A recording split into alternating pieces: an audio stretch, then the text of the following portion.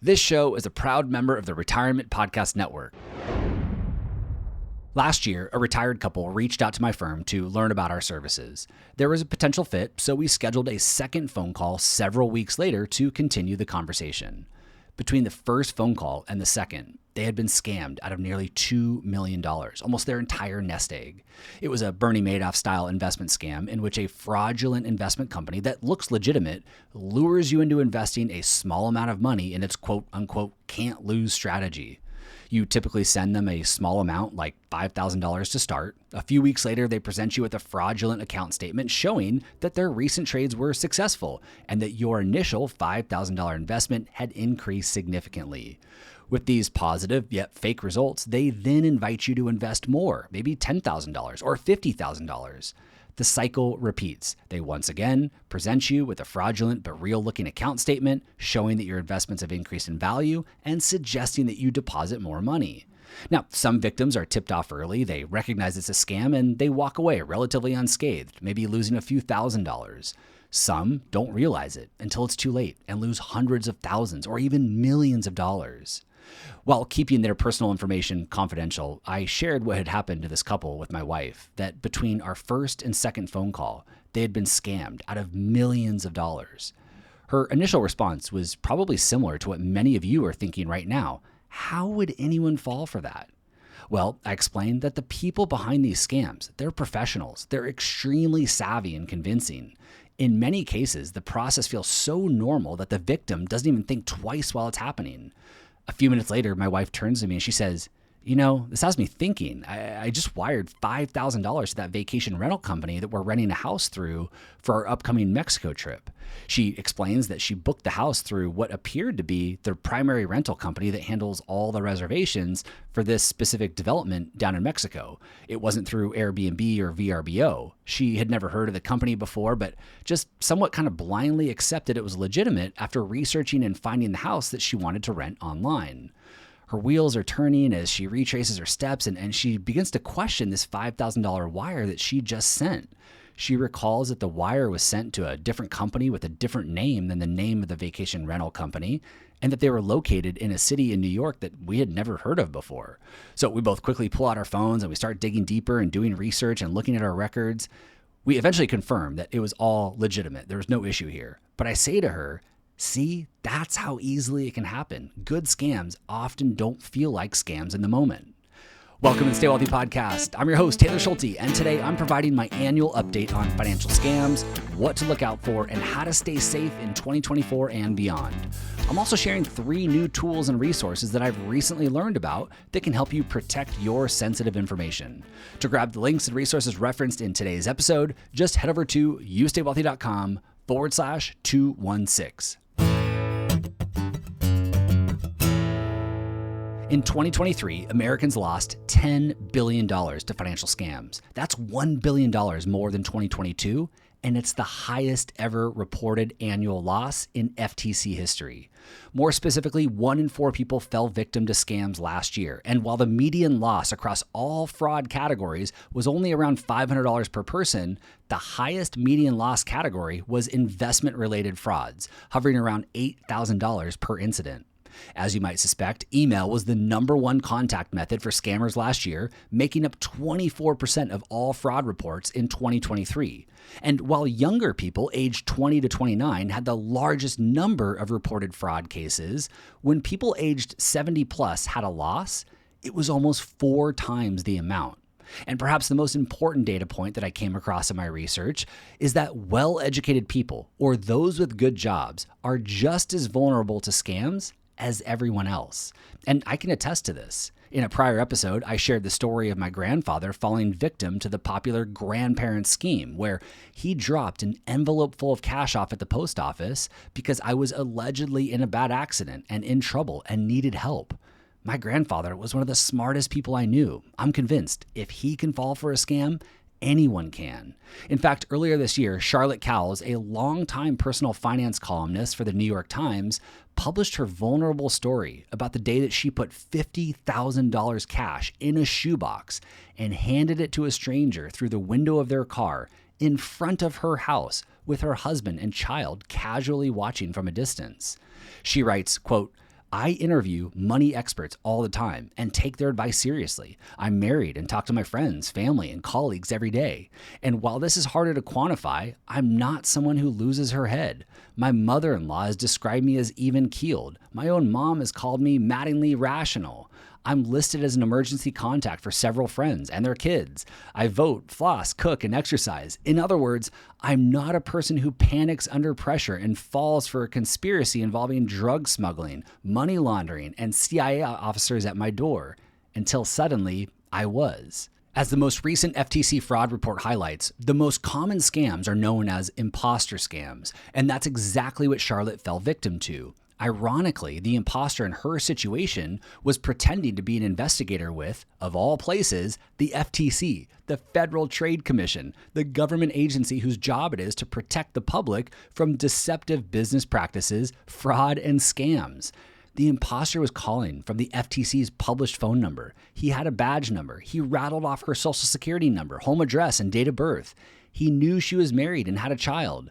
Good scams don't feel like scams in the moment. The fraudsters know exactly what to say, how to say it, and what will cause the victim to slip and get emotional.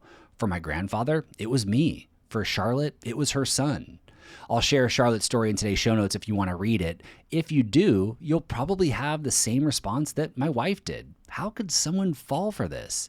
As a public figure who writes about money and finance for a living, I really appreciated her vulnerability and willingness to put herself out there and remind us that everyone is at risk and everyone needs to proactively take steps to protect themselves and mitigate the chances of a catastrophic loss. I've published a handful of episodes on financial scams over the years on this show.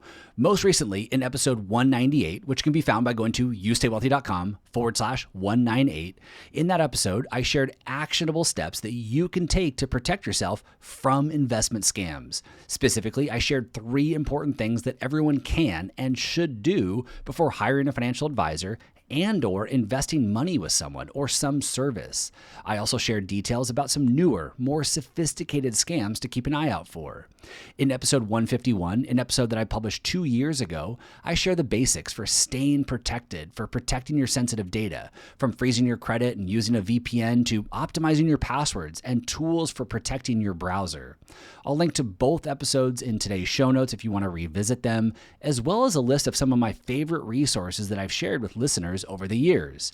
In today's episode, my primary goal was to resurface this important topic, provide an annual update on the state of financial scams, and remind our listeners to take action, stay alert, and stay informed. But for those who have already taken my prior advice and nailed down the basics like credit freezes and virtual private networks, I also wanted to share some additional tips and resources that I've recently come across that you might consider implementing. Specifically, I'm sharing 3 of my new favorites with you today.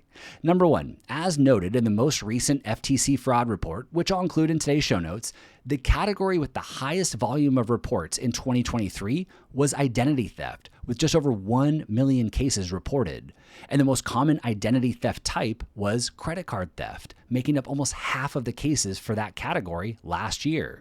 In response to these staggering numbers, one action to consider taking is to use a virtual credit card instead of a physical one. A virtual credit card is more or less a stand-in for your actual physical credit card that you can use to pay for things online. One of the biggest benefits of using a virtual credit card is that you can make online purchases without sharing your actual credit card number with the stores. You can quickly and easily generate unique card numbers for every retailer that are just aliases of your actual physical card number. So if there's a data breach at one of the online stores you've used your virtual credit card at, you will have avoided someone getting their hands on your actual card number and making fraudulent purchases. You'll also avoid having to go through that painful process of canceling your card, ordering a new one, waiting for the new one, and then updating all of your auto payments. If your virtual card number is ever exposed and stolen, you can jump online, quickly cancel it, and receive a new number, all without any disruption to your physical card. If you want to learn more about the pros and cons of virtual credit cards and how to choose one, I'll share some resources in today's show notes, which can again be found by going to youstaywealthy.com/216. Okay, number 2, the second resource to share with you.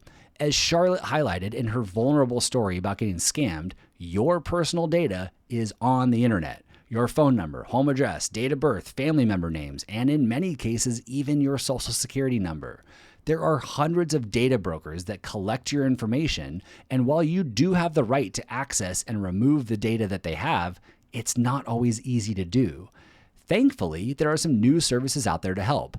One that regularly comes up in my research is called Delete Me or joindeleteme.com.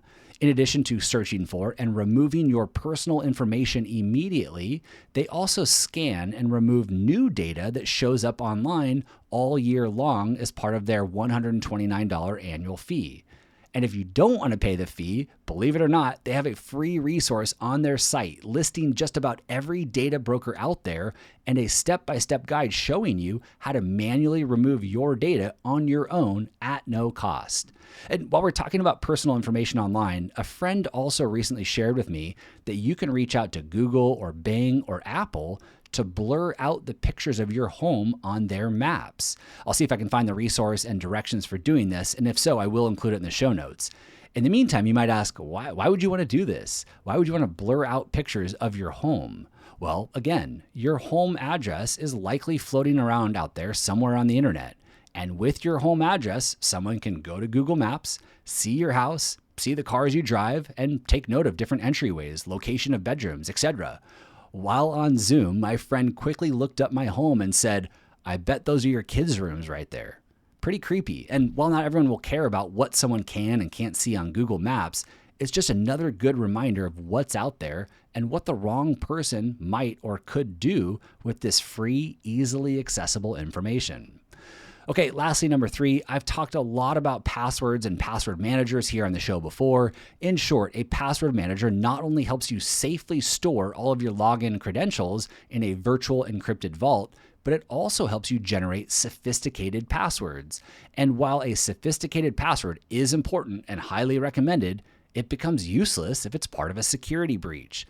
So, to check if your login credentials have ever been compromised, you can consider checking out the website haveibeenpwned.com. That's haveibeen, PWNED.com. In case you're wondering, the word pwned is internet hacker slang, and it's derived from the word owned due to the proximity of the letter O and letter P on the keyboard, which can easily cause typos. In the nerdy internet hacker world, this term is typically used to imply that someone has been controlled or compromised. So haveibeenpwned.com. This site will help you check your email accounts and login credentials to see if they've been exposed and also provide free ongoing monitoring.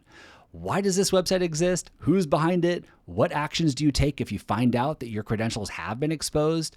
What is this site doing with your data when you use it? Is it safe to use? And why is it free? I asked all of these same questions, and I'm still doing my due diligence. Thankfully, the site has a great FAQ section, which I'll link to in today's show notes, so you can learn more and determine if it's a good solution for you. Speaking of good solutions, if you've adopted something to improve your security and help keep you and your loved ones protected, I'd love to hear about it. Send me an email at podcast@youstaywealthy.com. Some of the best tools and resources that I've come across over the years have been introduced to me directly from podcast listeners, so keep them coming.